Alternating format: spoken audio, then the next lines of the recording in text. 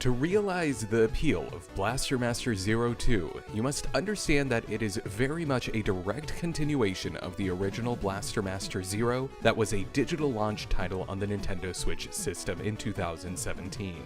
If you're unfamiliar with the Blaster Master series, not to be confused with Who Run Bartertown, Master Blaster runs Bartertown. Lift embargo. the series found its conception on the NES with various sequels, reimaginings, and even a book spawning in the past 30 years. However, the most recent production is a remake titled Blaster Master Zero. It was emblematic not only of the team at Inti Creates, developers behind the Mega Man Zero series' fluency with retro-style games, but also a symbol of how the Switch would eventually be a home for games created by independent developers, leading the way to experiences such as those found in Hollow Knight, Night in the Woods, and also developed by Inti Creates, Bloodstained, Curse of the Moon being best on Nintendo's portable hybrid.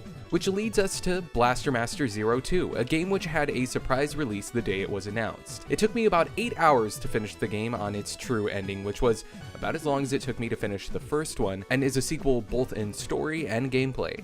This game and its predecessors are excellent Metroidvania titles that lean more on the Metroid than the Castlevania sensibilities, so if you enjoy games like Axiom Verge, which have more of a focus on the platforming and difficulty that the genre brings, as well as if you prefer more science fiction inspired tapestries, then this would be something which you'd appreciate more than, say, SteamWorld Dig 2 or Mummy Demastered.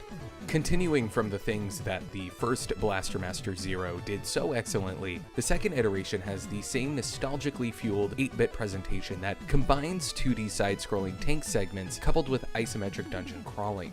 The gameplay is balanced in the way that's not particularly unfair since checkpoints are generous, but is challenging in that it requires from the player the ability to, at the very least, internalize enemy patterns to get through certain areas and boss fights. The story centers around a pilot and robotics genius named Jason, his partner Eve, and his alien frog named Fred. With this reboot of the Blaster Master series, there's more of an inspiration from sci-fi anime from the 80s and 90s, so expect to find a lot of the archetypes that you'd find in a show like Gundam. So what's new in Blaster Master Zero 2, and what improvements does it make on the original? Well, first, the game utilizes the exploratory facets of the Metroidvania in a broader scope. This isn't a game that is encapsulated by a castle or a handful of planets, but goes as far to have multiple moving parts that require intricate exploration to become familiar with the various planets, galaxies, and even dimensions.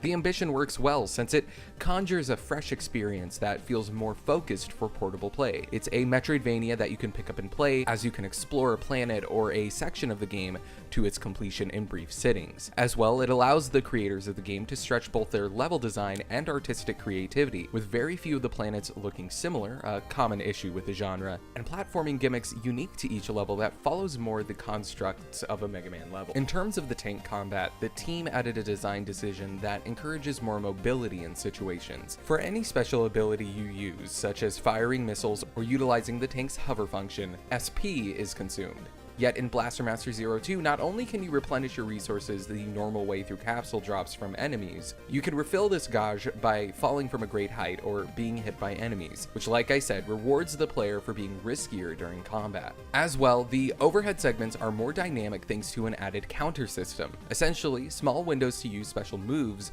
will introduce themselves during an enemy's attack. If you're quick enough, you'll be able to execute various abilities. This is a much needed evolution to these segments that were found in the original game, so I'm glad to see the innovation at play here. Overall, while Blaster Master Zero was an effective reboot of the series, its sequel is proof of its staying power. If you enjoyed the first game, then there's a lot you're going to be able to sink your teeth into with this title. And if you've yet to play these games, it's a good reminder that these are some of the best games on the system. It's another title from Inti Creates that's evidently made with a lot of care and polish, proving that they're the best possible holders of the Blaster Master intellectual property. Hey everyone, thank you so much for watching my review. I really love how Inti Creates has just been cranking out these consistently awesome games for the Nintendo Switch. So to celebrate, I'll be giving away both Blaster Master Zero and Blaster Master Zero 2 together to one lucky person. To qualify, all you have to do is subscribe to the channel, follow my Twitter profile, and retweet the pinned tweet at the top of my page. After that, on April 15th, I'll be announcing a winner, so be sure to stick around to see who wins. As well, I do want to give a huge thank you to my patrons. If you want to keep this channel going, I would really appreciate the donation. I have a full-time job and I'm a full-time student, so I'm really cramming to get any of these videos out. Biggest thank you then, though, to this month's producer, Megan Monse, whose Instagram you can check out in the description. She's been very instrumental with her donation, so go and show her some love. Have a great rest of your day, and thank you so much for watching till the end. Bye.